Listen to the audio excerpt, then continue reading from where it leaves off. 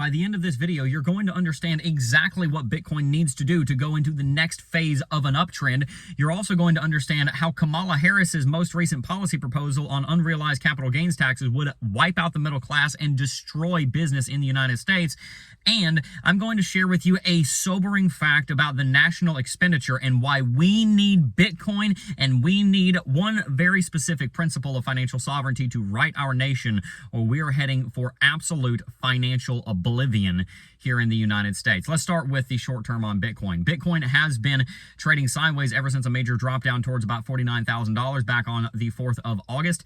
Since then, Bitcoin has been trading almost exactly sideways at $58,000. It's good timing. I've been out helping my wife recover from postpartum over the last couple of weeks, so it's almost kind of nice that Bitcoin has been doing nothing while I've been gone, but I'm definitely looking forward to Bitcoin doing something. The main thing that you need to look out for is the 20 daily exponential moving average. Over the last 2 weeks, Bitcoin has been firmly beneath the 20 daily exponential moving average. If you'd like to see a picture of that, check out my Twitter. I just uploaded that. Bitcoin needs to break bullish here and then have a back test down to the 20 DEMA, which is this line that's basically a line of resistance right above Bitcoin. We need to break above it, fall back down and back test, and then springboard off of that level. The 20 daily exponential moving average has been described by yours truly as one of, if not my favorite technical indicators of all the basic indicators in technical analysis for the last 7 years that I've been doing this. It's incredibly powerful. If you only have one thing to tell you whether you're going into an uptrend or a downtrend, the 20 DEMA is absolutely crucial.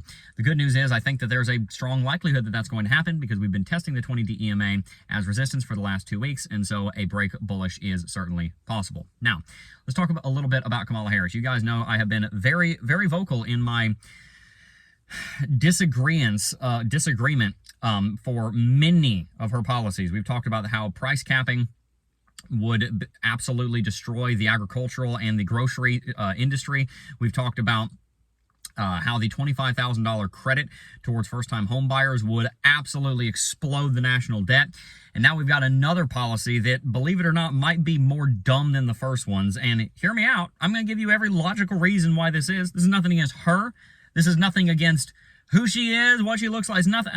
This is not identity politics. This is a dumb idea that will destroy the way that we do business in this country. Here's the proposed policy. On individuals with a net worth of over $100 million, there would be a 25% unrealized capital gains tax. So I got to back up, explain the context here. There are two kinds of taxes on property. They're realized capital gains taxes and they're unrealized capital gains taxes. I'm currently sitting in the garage of our home. We purchased our home for $389,000. It's currently worth about $425,000, $430,000. So if I were to sell the property for $430,000, then we would have a capital gains tax that would be levied on the roughly $41,000 of increase. And so the capital gains tax on that, and it's not called a capital gains tax, but in that case, but it's basically the same thing. The capital gains tax on that would be levied on the $41,000 if we were to sell it for, say, $430,000. That makes sense because you have the cash from the sale of the asset to cover the tax bill. Now, obviously, I'm very much for small government and low taxes and the government figuring out how to be efficient with the money that it has, but that makes sense. You have the money because you just sold the asset. An unrealized capital gains tax is like this. Every year, let's say this property goes up $10,000 over the course of the next year. We would be required to pay a $2,500 tax on the increase. By the way, there's no proposal of a credit if the property loses value. So the government makes money when you have an increase in net worth, but they don't compensate you when the asset goes down. Now, to the point of this is only going to be levied on, or proposed to be levied on businesses and individuals worth over $100 million. Two things. Number one, that's not going to stay the case if it becomes precedent legally that you're going to have taxes now on unrealized capital gains unrealized capital gains taxes being levied. When we first saw the income tax introduced, it was introduced as a 1% income tax on individuals that made more than $3,000 in a year. That was well over 100 years ago. Depending on your tax bracket now, you could be paying anywhere up to or above 60% income tax when you break down federal, state, and local expenditure. Let's say you live in Santa Monica, you're paying 60-some% income tax. Let's say you live where we are and we have no county or state tax. If you're making a lot of money, over $400,000, you still might be paying 30-40% income tax. It has changed. It's evolved because the idea of the income tax was instituted, and maybe it needed to be instituted. I'm just giving you the history here. But what happens is that when governments put forward policy, they put forward policy in a way that is appetizing to as many people as possible because, oh, that's not that bad. And then it changes over time as the government's debt payment goes up and the amount of money they have to put into interest payment goes up, which is where I'm going with this here in just a second. Important context to explain why this is such a bad idea. Now, let's look at the totality of these policies. If we were to raise capital gains taxes to 44.6%, which is what Biden and Harris are proposing right now while they're still in office, and it would continue on and be put forward to Congress if they were to, if Kamala was to become the president. That, combined with a 25% unrealized capital gains tax on individuals with a net worth of over $100 million, plus the $25,000 credit for first-time home buyers, you could be looking at more than 10 million people buying a home in the first couple of years that would apply to. You're looking at hundreds of billions of dollars of expenditure there. When you combine all of these activities, these are remarkably inflationary. And so when you look at Kamala Harris coming into the DNC or coming on to different stages and saying, we've seen a lot of inflation over the last 3.5 years, which we have, but we're going to get that inflation down if I get reelected, is what she says. The policies don't add up with that because everything that she's putting forward right now would, as a matter of fact, because much of this has been tested before, mostly in highly socialistic and communist nations, it leads to mass inflation. It does not actually help people in the long run because it's essentially the same concept of saying, I don't have enough money to pay for my lifestyle, so here's what I'm going to do. I'm going to go take out a home equity line of credit on my house and I'm going to go into more debt. It's a form of debt. And this is why I want to lead to this final point. 3 points for this video. Short-term on Bitcoin, Kamala Harris's policies, and the national debt. You have to understand the way the national budget works to understand why these policies are asinine. Here's a fact. As of 2024, the interest payments on the $34 trillion of debt that the United States government holds has become the second largest budgetary line item following Social Security. In 2024, Social Security will cost the federal government $1.21 trillion. The second line item in the budget, accounting for 13% of the budget, is interest payment on the $34 trillion of debt, and it comes to, if I remember correctly, $763 billion. Whereas national defense spending will be in the low $700 billion range. So we are spending more on the interest payment on our debt than on the military or on Medicare.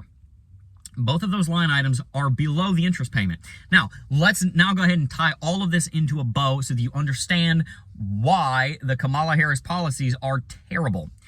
We need to go back to the laws of money. Remember the 6 laws of money. Choose financial sovereignty. What's the second one? Live on less than you make. Why is that the second law? Because if you do not live on less than you make, the financial reality around you ends up exploding. My 3-year-old can understand that. If you give me 2 toys and I give you 1 toy, and we do that long enough, eventually my son Malachi, who's 3 years old, you won't have any toys anymore. Oh my gosh, Daddy, well, I want to have some toys. You can have some of mine, but I want to hold on to some. We live on less than we make, or the reality is we live in a physical universe. You run out. It's that simple. And so when anyone, Congress, you, the state government, a company lives on more than they make, eventually, that brings destruction. Proverbs 1:26, wisdom says, I will laugh at your calamity. I will mock when your fear cometh. When fear cometh as desolation, they will look for wisdom. The people that were fools, they will eat the fruit of their own foolishness. And they will beg and say, wisdom, save me. Well, you didn't choose wisdom. Wisdom is living on less than you make. Eventually, mark my words, every single person that had anything to do with the government spending more money than it took in will end up realizing how foolish of a mistake that was. Until then, we continue to have fools push forward budgets on the left and on the right that increase the deficit. It is one of the biggest issues in our nation. And so how does this apply back to Kamala Harris's policies? $25,000 for every home buyer. Where does that come from? It's a governmental expense. I'll explain that in a second. Where does the, why would you need a 25% unrealized capital gains tax to pay for some of these policies? But here's the thing. In my experience, working with individuals, working with myself, working with companies that have tried to get out of their financial woes, they normally go one of two ways. One thing they do is they try to increase revenue while the expenses are increasing, thinking, oh, well, if I just make more money than I'm spending on interest, then eventually I'll get ahead. And they're playing the debt game or they're playing the deficit game, one of the two. They're normally, they're kissing cousins. Harry and Paul, they're moved into your guest bed, right? They do the same thing. Deficit, debt, they come hand in hand. Governments, people, companies, myself, there's a financial issue. Oh, we just need to make more money. Oh, we need to just raise taxes. Oh, we just need to launch another product. Oh, we just need to get a side job. No! You have to stop spending more money than you're bringing in, or the problem will never go away. So the first way that you try and tackle this problem is foolish. We will try and tackle this problem by just making more money. We will try and tackle this problem by just making more money, by raising taxes. But we're not going to tackle the root problem, which is that we have accepted the premise that it's okay to spend more than we have. That doesn't work. It just doesn't work. It's common sense. If you don't understand that, I'm sorry, but you've got to accept that we live in a physical reality with scarcity. It's a law of nature. I have a hand right here. This hand is not in Toronto. There's only one of them. It's a scarce universe. I have 3 children that are growing up in this world. It's very hard for me. This is sad, right? And so Kamala's policies, and frankly, some of Trump's policies, right? The issue is this, and this is something I'm never going to stop talking about. You're going to hear this next 40 years, 50 years. If I can help it, I'm going to grow our company huge. I'm going to be a voice in the political landscape, and I am personally going to be front-running this. There needs to be a balanced budget amendment added to the Constitution. It is a must. Congress will never pass it. The left, the right, you can get on whatever side of the culture war you want to get on. Neither of them will do this. It has to be a popular decision. Luckily, in the Constitution, there is a mechanism for this. An amendment can be added to the Constitution without the executive branch and without the legislative branch. If 2/3 of the states ratify the amendment, it will be added to the Constitution and Congress gets no say in it. The emperor has no clothes. Congress has failed our nation on a financial stance. Left and right. Both of them have voted for increased deficit. Both of them have allowed the debt to go up. The debt has gone up every year for decades. Under Obama, under Trump, under Biden, under Bush Sr., under Clinton, under all of them. This is not a partisan issue. In some realm, it kind of is. But it's an issue nonetheless. You can slash taxes all you want, but guess what? Then the Treasury has to go raise another $500 billion of debt. You have to say that we're not spending more than we take in anymore, period. I'm all for lowering taxes. Lower expenditure while you're at it. If 2/3 of the states, that's 34 states, ratify by popular vote, this is democratic. This is not a Republican idea. I'm not talking left, right, Democratic Party, Republican Party. No, I'm talking democracies. The people vote on the issues and the issues get enacted into law. A republic is where you vote for somebody who votes on the issues and they do the work in your stead. We generally act as a republic. We need to act as a democracy, not as a talking point, but an actual democracy. We, the people, need to stand up and say, we've had enough of the way the government is acting with the money. This is foolish. We, the people, have decided. And by the way, we're just letting you know, government, we're not asking for your permission. We have decided this. Now get out of the way. We have decided that you will no longer spend more than you bring in, period. Give it a 5-year period for the cuts to be able to be found, whatever. As time goes on, I'll solidify what the vision of that ought to look like. But it needs to be passed. It goes to popular vote.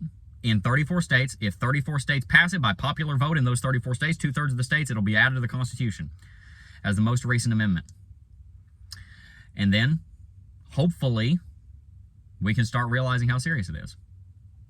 Kamala, Trump, RFK, anybody that puts forward policy that leads the government into more debt is foolish. It has to stop.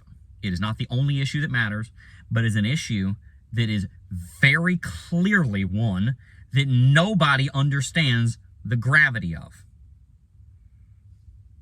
So tell me, do you agree? Does there need to be a balanced budget amendment out of the Constitution? If it was put to vote on a ballot, would you vote yes on it? I'd love to hear your thoughts. Peace.